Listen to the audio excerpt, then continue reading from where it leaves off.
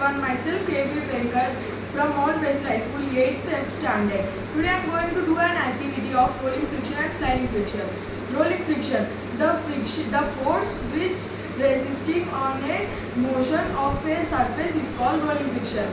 The example of rolling friction is a cricket ball. I have took a cricket ball to do an example of rolling friction.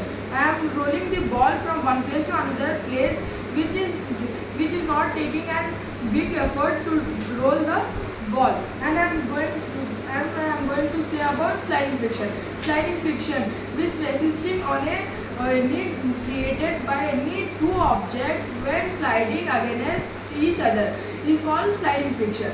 Example of sliding friction is I took a pad and compass to do an activity of sliding friction. I am sliding the compass from the pad. It is sliding very easily because of the sliding friction which created by the compass is called sliding friction.